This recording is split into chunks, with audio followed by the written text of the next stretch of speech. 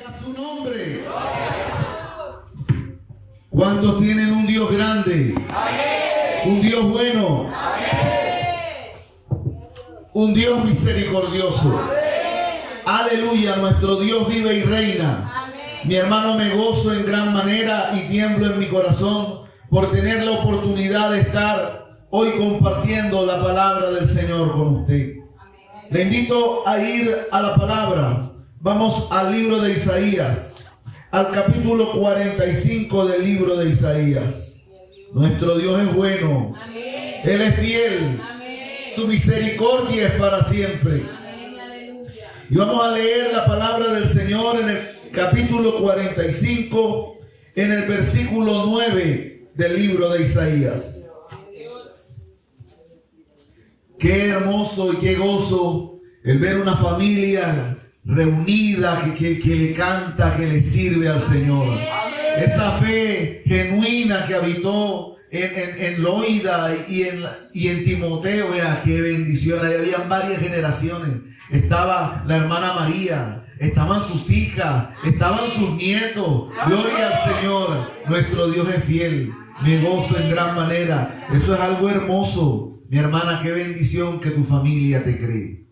Gloria al Señor. Isaías 45:9.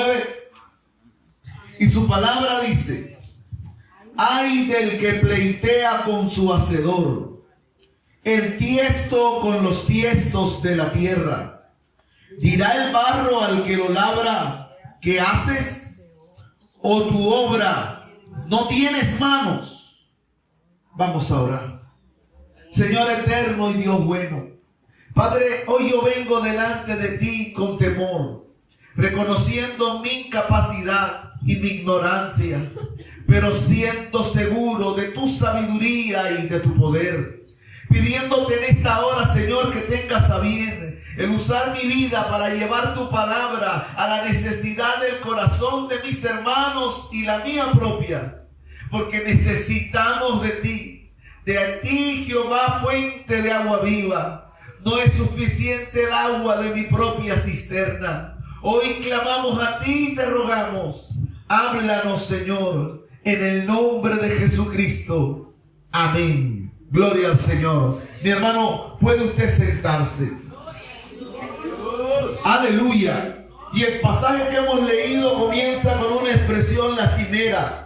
Una expresión de endecha que se utiliza en la Biblia en los cantos fúnebres. ¡Ay! Ese ay implica conmiseración, una forma lastimera, un pobrecito, alguien de quien tú te condueles. Y el profeta Isaías experimentaba ese sentimiento de conmiseración, ese sentimiento de dolor hacia aquella persona que estaba en pleito, hacia aquella persona que estaba en lucha, hacia aquella persona que estaba en contienda con aquel que le había hecho con su hacedor.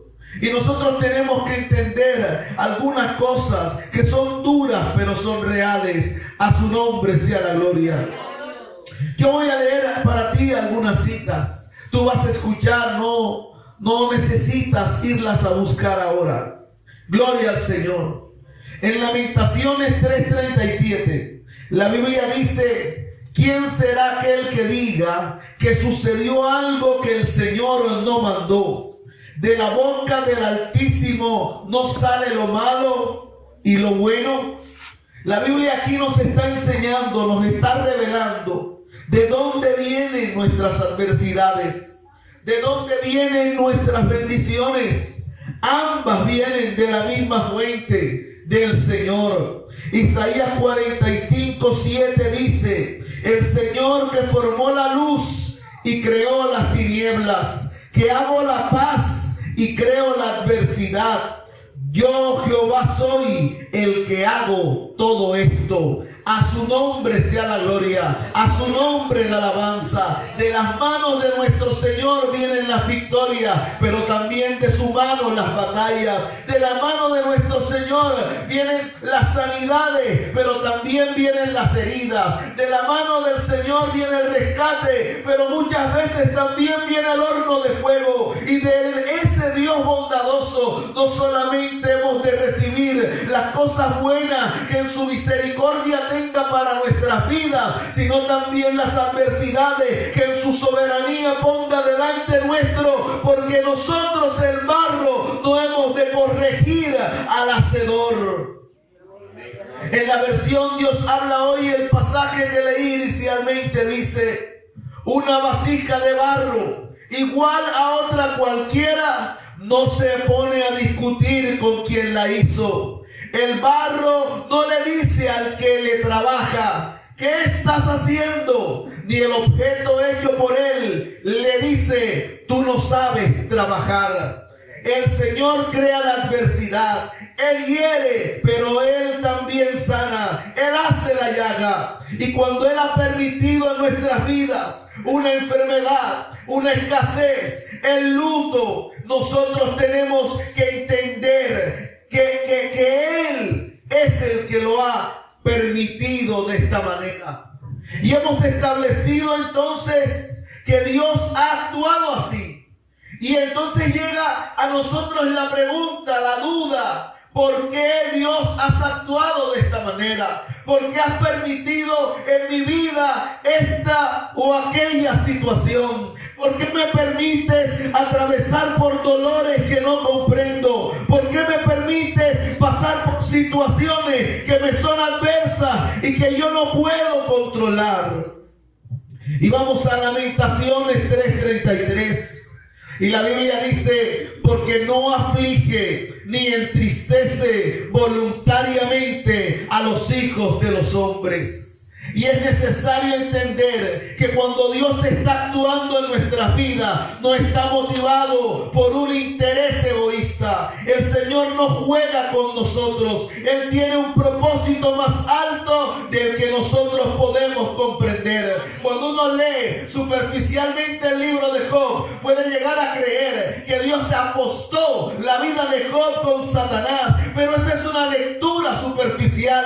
Antes de que Job estuviera en el vientre de su madre, Dios había decidido entregar a Cristo por él, porque Job fue al seno de Abraham, y en el seno de Abraham encontró a Cristo para que pudiera entrar al paraíso. Antes de que Job tuviera hijos, antes de que hubiera prosperidad en su vida, antes de que hubiera prueba, ya la mayor prueba de amor había sido efectuada. Antes de crear el mundo, Dios había decidido que entregaría a su hijo en rescate por Job, por usted y por todo aquel que Él creó, porque de tal manera amó Dios al mundo que dio a su hijo, que ha dado a su hijo, para que todo aquel que en Él cree no se pierda, mas tenga vida eterna. Dios nunca jugó a los dados con la vida de Job. Dios tenía un propósito que trascendió la vida de Job. ¿Sabe usted que el primer libro que se escribió en la Biblia no fue Génesis? El libro de Job antecede al de Génesis. Cuando usted lee de la vida de Moisés, cuando Moisés escribió, Moisés tenía un sacerdocio establecido. Cuando Moisés escribió, era Aarón el que presentaba los sacrificios. Pero cuando usted vea el libro de Job, Job ofrecía sacrificios por sus hijos, como si él fuera el sacerdote, porque era de un tiempo anterior a la ley de Moisés. Job tal vez fue un patriarca del tiempo de Abraham, del tiempo de Isaac. Y ese libro fue el primero que se escribió en la Biblia y tiene hoy un valor incalculable, y Dios nos habla a través de él de la misma forma, de la misma manera clara que cuando lo escribió hace 4000 años, porque había un propósito que trascendió a la vida de Job, había un propósito que trascendió a su propia vida, para que hoy, 4000 años después, aún nosotros pudiéramos ser edificados y bendecidos por ese propósito. Dios no juega los dados con nuestras vidas. Dios no se complace en nuestro sufrimiento. Dios no es motivado por intereses egoístas. En primera de Juan 4:8 la Biblia dice que el que no ama no ha conocido a Dios, porque Dios es amor. Y Corintios nos explica cuál es la clase de amor que es amor de Dios. Y Corintios dice que es un amor que no busca lo suyo, que es un amor que no guarda rencor, que es un amor benigno, que es un amor que no se envanece, que es un amor que nunca deja de ser. Y ese amor no es algo de lo que Dios puede escapar, porque Dios no siente amor. Dios es amor. Ese atributo lo define. A su nombre sea la gloria.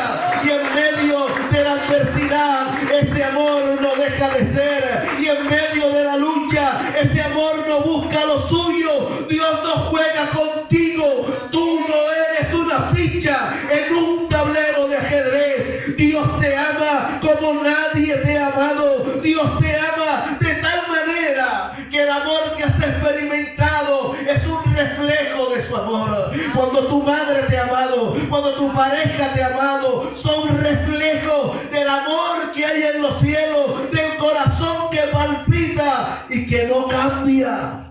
A su nombre sea la gloria. Y nosotros tenemos que reconocer su amor aún en medio de la adversidad. El propósito también es que reconozcamos que no merecemos su favor. A su nombre sea la gloria. El Salmo 103, voy a leerlo para ti también. En el verso 10 nos recuerda que no merecemos su favor. Gloria a tu nombre, Cristo bendito. Dice: no ha hecho con nosotros conforme a nuestras iniquidades, ni nos ha pagado conforme a nuestros pecados. El predicador ayer decía en la noche que si fuese así, ninguno estaría aquí, porque todos nosotros como ovejas nos descarriamos. Cada cual se apartó por su camino. Cada uno de nosotros es reo de muerte. Cada uno de nosotros pisoteó la sangre de Cristo. Cada uno de nosotros merece ser condenado. Ninguno merece su favor. Pero en su misericordia, en su gracia, Dios manifiesta su amor. Y Dios no nos da lo que nos merecemos. Nos da más allá de lo que creemos, de lo que pedimos, de lo que esperamos. Porque Él es bueno. Y su misericordia es para siempre. Oh Señor Santo eres tú. Y todo esto también tiene este propósito. En Isaías 44:8, oh gloria a tu nombre, Dios. Dice Isaías 44:8, lo leeré para ti. No temáis, ni os amedrentéis. No te lo hice oír desde la antigüedad y te lo dije. Cuando el Señor te prometió que en tu vida no habría adversidad.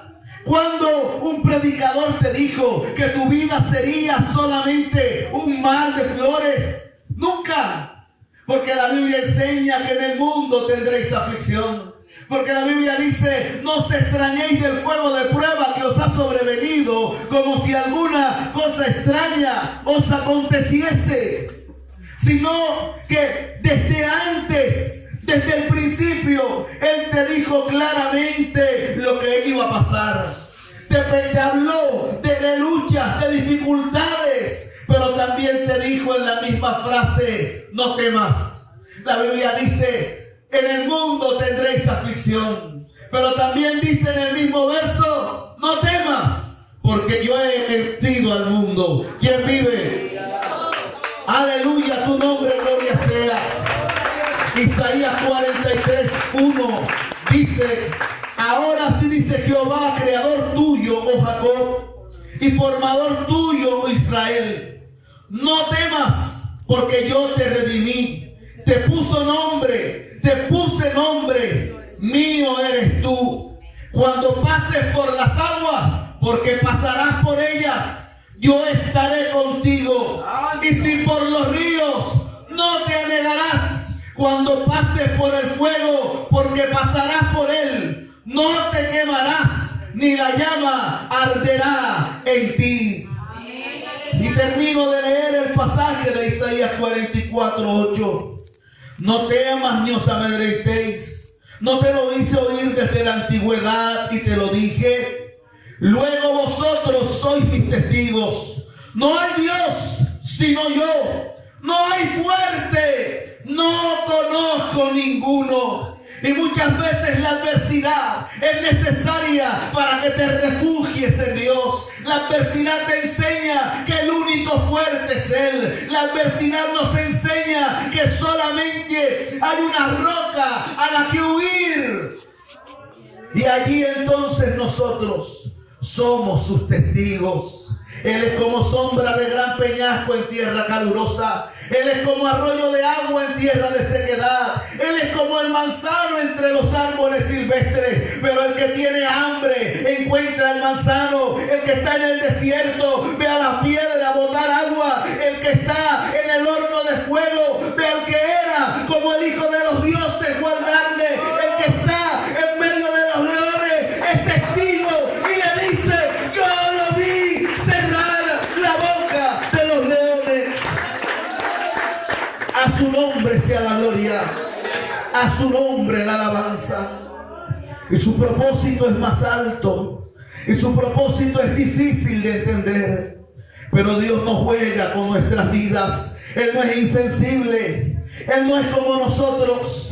Él es hermoso. Y su palabra dice, para ti también leo en Isaías 55:8. Porque mis pensamientos no son vuestros pensamientos, ni vuestros caminos mis caminos, dijo Jehová. Como son más altos los cielos que la tierra, así son mis caminos más altos que vuestros caminos, y mis pensamientos más que vuestros pensamientos. A su nombre sea la gloria, a su nombre la alabanza. ¿Cuántos le glorifican? Ay del que pleitea con su hacedor, el tiesto con los tiestos de la tierra. Le diremos al Señor: lo estás haciendo mal. Le diremos al Señor groseramente: es que no tienes manos. Imagínate esa expresión. Esa expresión es una grosería. Imagínate que venga tu hijo con unas tazas de café en una bandeja y se le caigan, y tú le digas: es que tú no tienes manos. Está mal decírselo a un hijo, cuanto más elevarlo hasta nuestro Dios. El consejo bíblico no es pleitear ni contender con Dios, aunque es natural que nosotros empecemos a enfrentar la adversidad de esa manera. Pero no podemos quedarnos en ese estado, porque ese estado solo nos aleja de Jehová, fuente de agua viva, porque ese estado solo nos lleva a buscar otras soluciones, a cavar nuestra propia cisterna. A su nombre sea la gloria. Lamentaciones 3, que también leeré para ti. ¿Quién vive? A su nombre. Aconseja y dice: bueno es esperar en silencio la salvación de Jehová. Que se siente solo y calle, porque es Dios quien se lo impone. Ponga su boca en el polvo, por si hay esperanza. Espera en silencio, calla, que tus palabras no ofendan a quien todo te ha dado, que tus palabras no sean impetuosas contra el que no escatimó ni a su propio hijo. Muchas veces a nosotros nos ocurre, cuando tratamos con un niño, que el niño lo olvida todo. Cuando el padre le corrige, el niño le dice: tú no me amas. Y olvida que el padre por años se quitó el pan de la boca, que por años se levantó y se acercó en la noche cuando tenía fiebre y le puso paños húmedos en la cabeza. Se olvida cuántas veces le cargó, se olvida cuántas veces jugó con él, porque en ese momento no le está completando haciendo, le dice te odio, le dice no te amo, le dice tú no me amas, y nuestra boca puede ser igual de impetuosa contra el Dios de los cielos. Y por eso el consejo de la Biblia es que callemos, es que hagamos silencio, que cuando no entendamos el por qué Dios permite o hace algo, esperemos en silencio a su misericordia, porque debemos creer. Mira, hay una fe que es librada, hay una fe que ve el milagro, hay una fe que es librada y hay una fe que sobrevive, hay una fe que pasa por el horno, hay una fe que pasa por el fuego, hay una fe que es librada y otra fe que vence en medio de la adversidad. Una que ama, que sabe que hay un Dios que ama, que tiene un propósito que trasciende y que tiene una salida en su tiempo. Porque no hay prueba eterna. Amén. Ni la muerte física es para siempre. Para siempre es la misericordia de Jehová. Para siempre es el Dios vivo. Para siempre es el que dijo que no se fatiga con cansancio. El tiesto con los tiestos de la tierra fue una expresión que me costó entender. Y busqué y encontré. Quiere decir una vasija, un chisme, un coroto, como cualquier otro, en medio de una multitud. ¿Qué aflicción le espera a los que discuten con su creador? ¿Acaso discute la olla de barro con su hacedor? Reprocha al barro al que le da forma diciéndole: detente, lo estás haciendo mal. Exclama la olla: ¡qué torpe eres! Enseñaremos nosotros a nuestro Dios. Nuestro Dios sabe que nos conviene más que nosotros mismos. A su nombre sea la gloria, a su nombre la alabanza. Él sabe y Él ama. Y no hay mejor mano para dirigir nuestro barco. En Jeremías 18 nuevamente se aborda el tema del alfarero y el barro. Y comienza diciendo ese capítulo, palabra de Jehová que vino a Jeremías diciendo: levántate y vete a casa del alfarero, y allí te haré oír mis palabras. Y descendí a casa del alfarero, y he aquí que él trabajaba sobre la rueda, y la vasija de barro que él hacía se echó a perder en su mano, y volvió y la hizo otra vasija, según le pareció mejor hacerla. ¿Quién vive? Cristo. ¿Quién vive? Cristo. ¿Quién vive? Cristo. Diga: se echó a perder en su mano. Vea, levante las manos. Diga: se echó a perder en su mano. Gloria a Dios. Mi hermano, podemos resistir la gracia del Señor. Podemos endurecer nuestro corazón. Podemos luchar contra su voluntad justa, buena, perfecta y santa. Y al hacerlo, olvidamos el propósito de Dios. Y al hacerlo, somos traspasados por muchos dolores.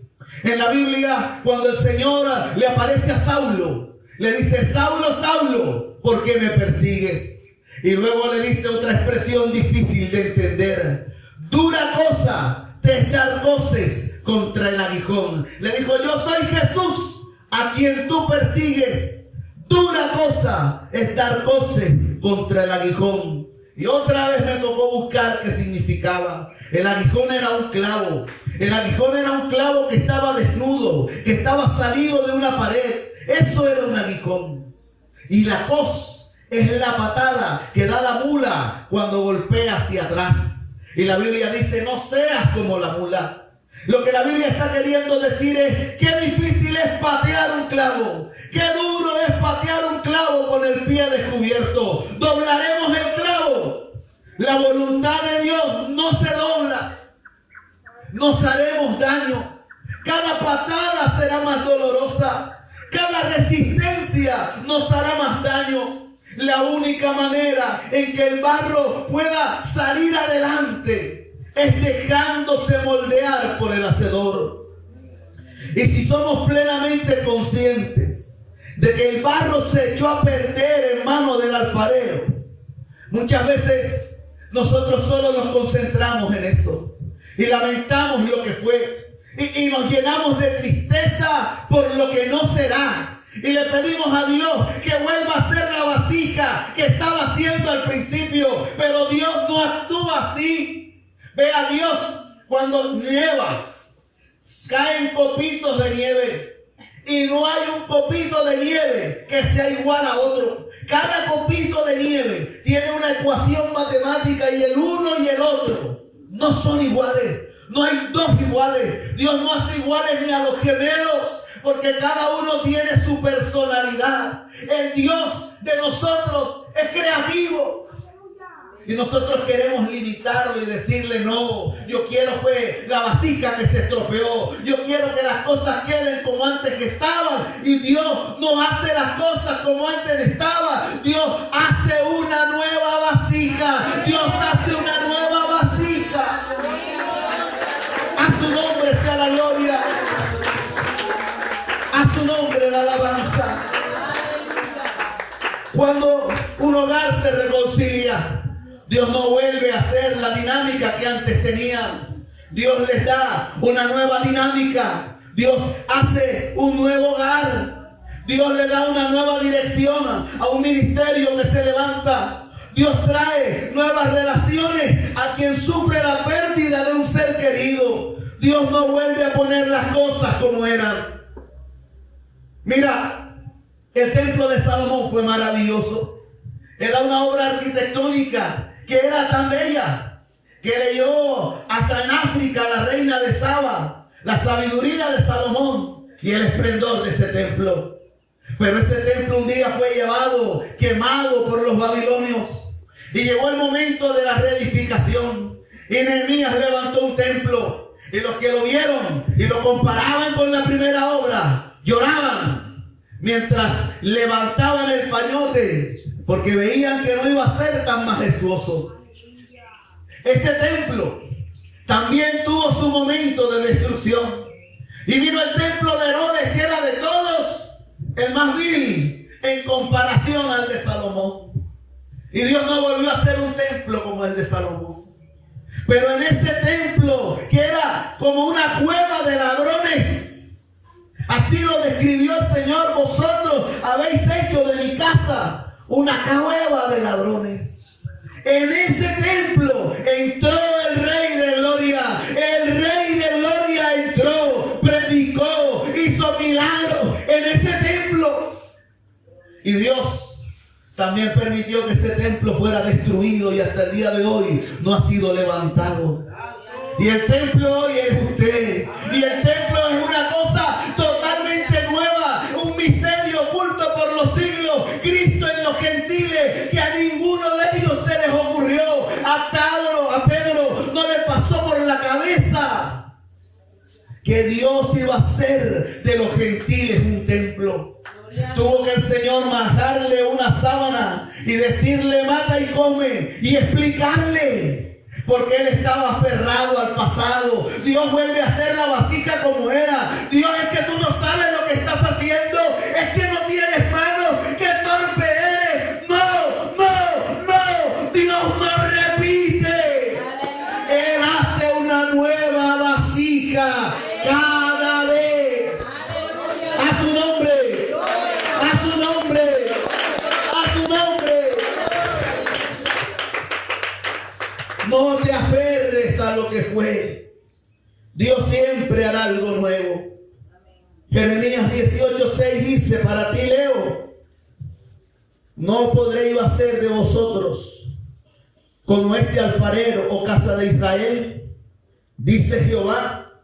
He aquí como el barro en las manos del alfarero, así sois vosotros en mi mano, oh casa de Israel. En un instante hablaré contra pueblos y contra reinos, para arrancar y derribar y destruir. Pero si esos pueblos se convierten de su maldad, contra la cual hablé, yo me arrepentiré del mal que había pensado hacerles. Y en un instante hablaré de la gente y del reino para edificar para plantar. Y uno dice, ¿cómo así que Dios se arrepintió? No, que Dios no se arrepiente, dice la Biblia que no es hombre para que mienta, ni hijo de hombre para que se arrepienta.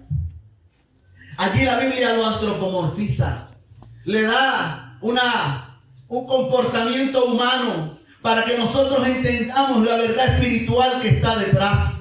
Mira, Dios es infinito, Dios es eterno, Dios no ve el tiempo como nosotros lo vemos. Nuestro tiempo es limitado y el de Él es infinito, pero Dios no te castiga por el pecado que aún no has cometido. Dios no te premia por la bendición que aún no has arrebatado, sino que Él trata contigo en tu tiempo, trata conmigo en tiempo real. Elige limitarse. Mira, no me hizo con un determinismo, no me hizo un autómata, no determinó cada paso de mi vida, se limitó a sí mismo y me dio libertad para que yo escogiera. Libre albedrío, ¿quién vive? A su nombre.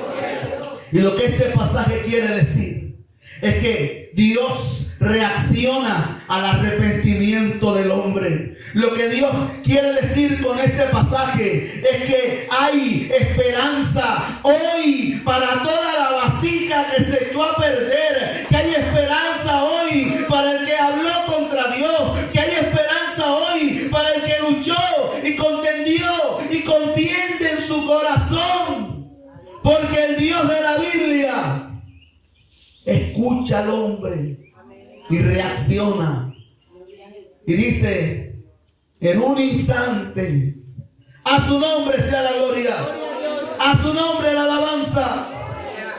Y Él restaura, y Él restaura. Él restauró en el libro de Joel lo que comió el saltón, la oruga y el revoltón. No podemos contender con nuestro hacedor. Ay del que contiende con su hacedor. El tiesto entre los tiestos de la tierra. Dirá el barro al alfarero: ¿qué haces? O su obra dirá: ¿es que no tienes manos? Y vamos a terminar leyendo en Romanos capítulo 8, a su nombre la gloria sea. Romanos 8 dice en el verso 20: mas antes, oh hombre, ¿quién eres tú para que alterques con Dios? Dirá el vaso de barro al que lo formó: ¿por qué me has hecho así? ¿O no tiene potestad el alfarero sobre el barro para hacer de la misma masa un vaso para honra y otro para deshonra? Y esto es algo que nosotros tenemos que comprender. Dios en su misericordia, Él puede hacer de la misma masa un vaso de honra y otro de deshonra.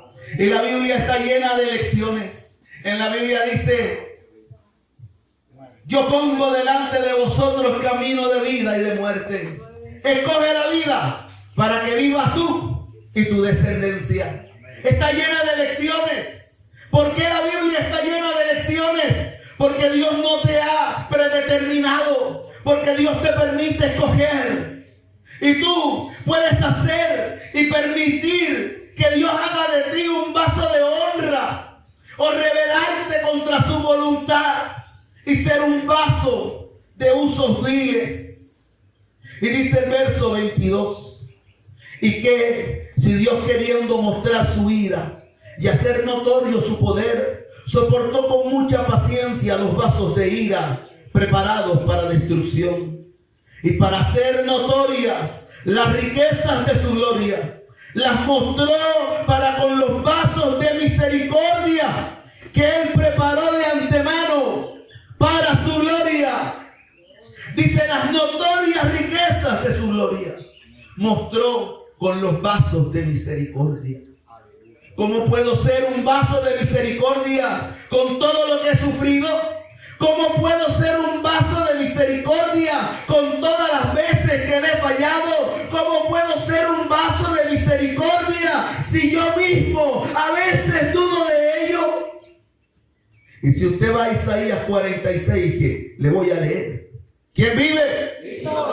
A su nombre. ¿Quién vive? Mira lo que dice nuestro hermoso Dios. Isaías 46, ese sí lo vas a buscar conmigo. Isaías 46, verso 3. ¿Quién es el que vive?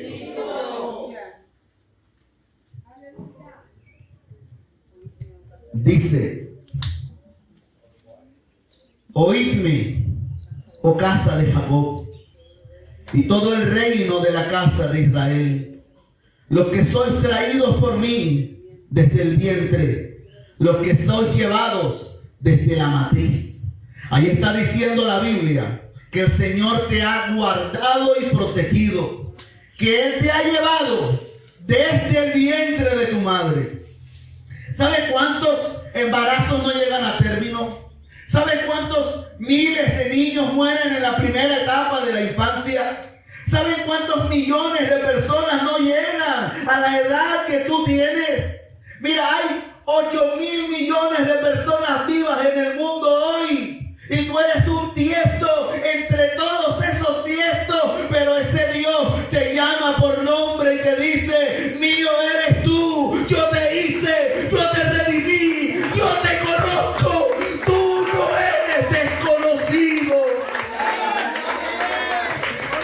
Gloria al Señor. Y yo siempre me pregunté: ¿cómo puedes distinguir mi voz entre tantos miles de millones? Y cuando en la universidad estudiaba la astronomía, vea, hay más estrellas en el cielo que arenas en la playa de la tierra. No alcanzan los granitos de arena de todo el planeta a compararse con los millones de estrellas que hay. Y la Biblia dice que a todas ellas llama por su nombre. Y yo me gozo al saber que entre 8.000 millones de personas hay un Dios que sabe mi nombre, que sabe el tuyo, que distingue tu voz cuando clamas a Él. Y sigue diciendo este pasaje: y hasta la vejez yo mismo, y hasta las canas os soportaré yo. Dice la Biblia: yo te hice, yo te llevaré, yo te soportaré y te guardaré. A su nombre, a su nombre. Nuestro Dios nos ama con un amor eterno. Nuestro Dios es fiel y te ha mostrado su misericordia desde que tú estabas pequeño. Muchas veces te libró, muchas veces te libró de la muerte, te libró de la adversidad. Te predicaron de pequeño, escuchaste de Cristo. Si haces un recuento de tu vida, te darás cuenta cómo el Señor te estuvo guiando hasta este día, cómo el Señor te estuvo soportando hasta este día, cómo no fue tu destreza, no fue tu poder, no fue tu brazo, fue su misericordia la que te ha sostenido hasta este día. Y esa misericordia Dios no la olvida de un día para otro. Aleluya. ¿Qué clase de vasijas quieres ser? Sabes que no depende de tus capacidades ni tu destreza, porque no es del que corre ni del que se afana, sino de Dios que tiene misericordia. Y Él quiere hacer de nosotros un vaso de honra para usos honrosos. Un vaso que tenga agua para dar de beber al sediento. Un vaso que tenga vino para el de amargado ánimo. Un vaso que tenga aceite para sanar las heridas. A su nombre. A su nombre. Pero para eso, el vaso, el barro, debe cesar de pleitear con su hacedor. Debe decirle al Señor: tú ganas, haz conmigo como tú quieras. Tú ganas, llévame a donde me quieras llevar. Tú ganas, enséñame lo que tengas que enseñarme. Tú, Señor, eres el alfarero y yo, Señor, solo soy el barro. Yo no soy quien para decirte a ti si lo que haces está bien o está mal, pero debo tener fe y creer que lo estás haciendo con una razón, que lo estás haciendo con un propósito, que lo estás haciendo porque Dios sabe que afuera hay uno que está esperando beber agua de esa vasija, que afuera hay uno que está esperando el aceite de esa vasija para sanar su herida, que afuera hay uno que está esperando el vino de esa vasija para saciar su sed y calmar su amargura. ¿Quién es el que vive? ¿Quién es el que vive? ¿Le ha quedado claro quién es el alfarero? Tenemos claro quién es el barro. Tenemos claro que somos vasija. Bueno, yo no quiero ser una vasija vacía. Yo quiero ser una vasija llena. Y si usted hoy hace una pausa y hacemos pausa en nuestro pleito con Dios y venimos a ese Dios y le decimos: yo soy tu vasija. ¿Qué cree que hará Dios con esa vasija? Mi hermano, yo lo invito. Hoy el Señor quiere poner algo en su vasija. Y si usted quiere que Dios ponga algo en esa vasija, venga acá. Vamos a